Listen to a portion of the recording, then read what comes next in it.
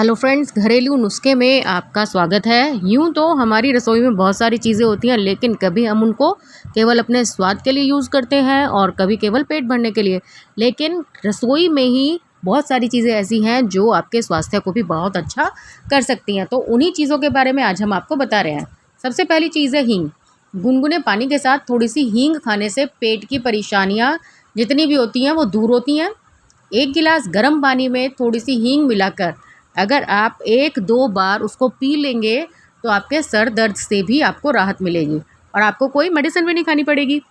हींग का सेवन करने से शुगर लेवल काफ़ी कंट्रोल में रहता है, तो हर सब्ज़ी में हींग को आप मिला कर ही खाइए।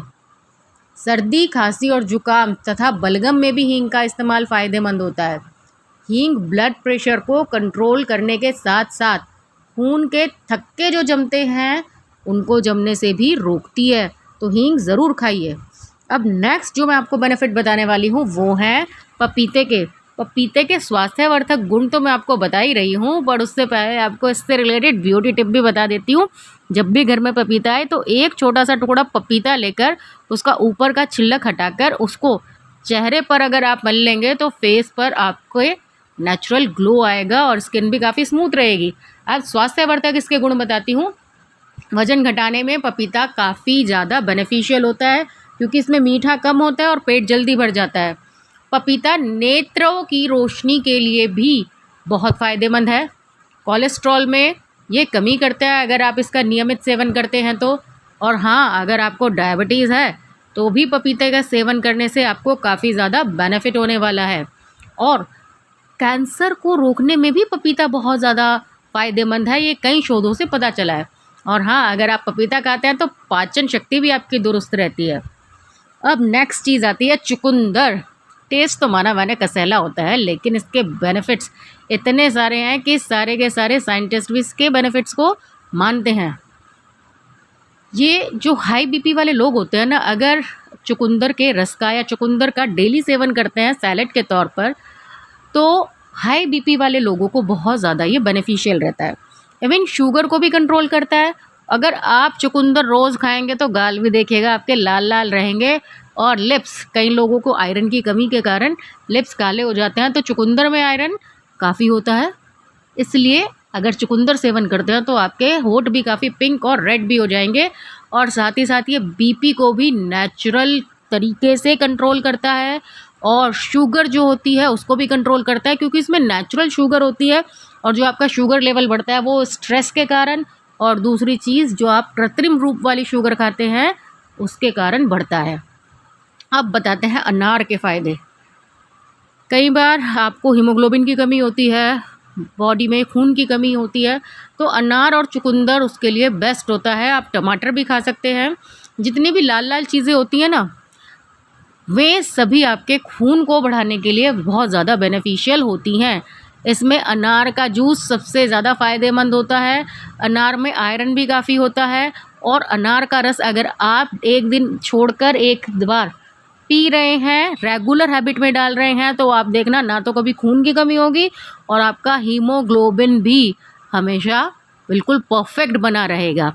अनार का सब्स्टिट्यूट, क्योंकि अनार काफ़ी महंगा होता है तो लोग चुकंदर को मानते हैं, बस चुकंदर का थोड़ा टेस्ट कसैला होता है, इस वजह से चुकंदर को लोग अवॉइड करते हैं। लेकिन चुकंदर में अगर काला नमक डालकर सैलेड के तौर पे खाया जाए ना तो मज़ा आता है, टेस्टी लगता है। अब नेक्स्ट जो चीज़ मैं बता रही हूँ वो अनार है। अभी मैंने आपको अनार के फ़ायदे बताए थे, लेकिन वो मैंने चुकंदर और टमाटर के साथ बताए थे। अब केवल आपको अनार के फ़ायदे बताती हूँ। अब बेसिकली क्या होता है कि एक ऐसा फ्रूट है अनार, अगर आप डॉक्टर्स वगैरह के पास जा रहे हैं और उन्होंने आपको फ्रूट्स खाने से मना किया है सर्दी के कारण, जुकाम के कारण या फिर शुगर लेवल के कारण, तो अनार एक ऐसा फ्रूट है, ये आपके रक्त के शुगर लेवल को नहीं बढ़ाता है। तो अनार खाना फ़ायदेमंद है शुगर के रोगियों को भी। और दूसरा, अगर आपको सर्दी जुकाम है तो आपको क्या करना है, अनार का जूस निकाल रहे हैं तो एक बर्तन को हल्का सा गर्म करो और उसमें अनार का जूस एक बार डालकर वापस गिलास में डाल लो, तो क्या होता है उसकी तासीर बिल्कुल गर्म हो जाती है। वो आपको जुकाम में या बुखार में नुकसान नहीं करेगा, उल्टा आपको फ़ायदा ही करेगा। और दूसरा, अगर अनार का आप सेवन करते हैं जूस के साइड नहीं, अनार के बीजों की तरह साथ आप अगर अनार का रोज़ सेवन करते हैं तो आपका शुगर लेवल भी कंट्रोल में रहेगा। अब अमरूद, अमरूद तो हर कोई खाता है, गरीब हो या अमीर हो, इतना महंगा फल नहीं है। लेकिन अमरूद के फ़ायदे क्या आपको पता है? एक तो मैं आपको बता ही देती हूँ, अमरूद के जो पत्ते हैं उनको चबाने से आपके दांत काफ़ी मजबूत होते हैं। कैंसर विरोधी या कैंसर निरोधी इसमें कई सारे गुण होते हैं। सर्दी जुकाम में ये फ़ायदेमंद रहता है। और अमरूद का सेवन करने से आपको मधुमेह से भी, मधुमेह मतलब शुगर की बीमारी से भी आपको छुटकारा मिलता है। अमरूद के पत्ते शुगर की बीमारी में लोग खाते हैं। अब महिलाओं की कई एक बीमारी होती है थायराइड, अगर अमरूद का आप नियमित रूप से सेवन कर रहे हैं तो थायराइड में भी आपको फ़ायदा मिलेगा। थायराइड काफ़ी बुरी बीमारी है, हालांकि बीमारी तो सारी बुरी होती है, लेकिन थायराइड में स्त्रियों को बहुत सारी चीज़ों से फेस करना पड़ता है, काफ़ी कठिनाइयाँ फेस करनी पड़ती हैं। तो अमरूद का सेवन करें, थायराइड में काफ़ी आराम मिलेगा। और हाँ, ब्लड प्रेशर की समस्या को भी अमरूद काफ़ी कंट्रोल करता है। अब नेक्स्ट है आंवला। आंवले के तो फ़ायदे सभी को पता है। पहला तो यही है कि बालों को झड़ने से रोकता है। अब क्या करें, एक आंवला रोज़ खाएं। अगर खा नहीं सकते तो आंवले का जूस निकाल कर वो पिएं। एक आंवला तो डेली अगर आप बॉडी में अपनी दे रहे हैं तो आपका देखना कि बालों के झड़ने की समस्या एकदम ख़त्म हो जाएगी। और आपको पता है कि आँखों की जो रोशनी है, क्योंकि आंवले में विटामिन ए बहुत ज़्यादा होता है, बहुत प्रचुर मात्रा में होता है। अगर आप डेली आंवले का सेवन करते हैं, ये मैंने अपना रखा है। जब मुझे मेरा एक्चुअली 6 to 8 आवर्स मैं कंप्यूटर पे काम करती हूँ, आँखों में काफ़ी दर्द रहने लग गया था, लेकिन जब मैंने आंवले का सेवन करना स्टार्ट किया, मेरे को नेत्रों की समस्या से छुटकारा मिल गया। तो एक आंवला अगर आप रोज़ कंज्यूम करेंगे बॉडी को, तो आपको नेत्रों की जो भी समस्या है रोशनी से रिलेटेड, वो दूर हो जाएगी।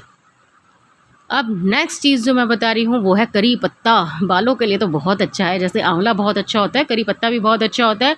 जब भी मैं मेहंदी लगाती हूँ, करी पत्ते पानी में उबाल कर उसके पानी से घोलती हूँ, तो बालों को काफ़ी फ़ायदा होता है। इवन जो भी सब्ज़ी बनाते हैं उसमें थोड़ा सा आप करी पत्ता डाल दें तोड़कर छौंक में, तो आपके बॉडी में काफ़ी सारे एंटीऑक्सीडेंट आपको मिलते हैं। अगर आप करी पत्ता चबाते हैं तो ब्लड शुगर लेवल आपका बैलेंस में रहता है, ये ध्यान रखिए। और आपकी डायबिटीज़ भी जिससे कंट्रोल रहती है। इसमें विटामिन सी भी होता है, विटामिन ए भी होता है। विटामिन सी आपके कफ को बचाने में काफ़ी फ़ायदा करता है। और विटामिन ए जो है वो आपकी आँखों और बालों के लिए काफ़ी अच्छा होता है। तो करी पत्ता अगर आप डेली, थोड़ा सा कड़वा होता है नो डाउट, लेकिन आप डेली 5-6 पत्ते अगर आप चबा कर निगल रहे हैं तो उससे बढ़िया कुछ नहीं होता है, क्योंकि थोड़ा सा कड़वा होता है, शुगर को भी कंट्रोल करता है और आपके बालों को भी बहुत अच्छा करता है और आपकी स्किन को भी अच्छा करता है। अब ये तो बहुत अच्छी चीज़ आ गई है, ये है पुदीना। पुदीना मतलब मिंट, मोहितो पीते हैं ना, मोहितो में पुदीने की आपको अरोमा आती है, इसलिए वो अच्छा लगता है। लेकिन पुदीने के केवल अरोमा ही नहीं, उसका टेस्ट भी अच्छा होता है और उसके फ़ायदे भी बहुत हैं। अगर गर्मियों के मौसम में आप पुदीने की पत्ती का ड्रिंक पी रहे हैं तो शरीर को हाइड्रेट होने में बहुत ज़्यादा मदद मिलती है। केवल पानी पीने से जितना आपकी हाइड्रेट होता है बॉडी, उससे ज़्यादा पुदीने का पानी अगर आप पिएंगे तो फ़ायदा रहता है। इवन कई दिल के रोगी ऐसे होते हैं जिन्हें पानी की पीने की मनाही होती है कि आपको केवल 1 लीटर पानी पीना है। तो अगर आप पुदीने की पत्ती थोड़ी सी पीस कर और थोड़ा नींबू वगैरह मिलाकर उसको पिएंगे तो आपको पूरी बॉडी हाइड्रेट रहेगी। आपकी केवल 1 लीटर पानी पीना भी आपके लिए सफिशिएंट रहेगा, आपको पानी की प्यास ज़्यादा नहीं लगेगी। अब पेट को तो ठंडा रखता है, इसलिए इसको आपको देखेंगे कि ज़्यादा आपको प्यास भी नहीं लगेगी और पेट को ठंडा रखने के कारण आपकी पाचन क्रिया भी अच्छी रहेगी।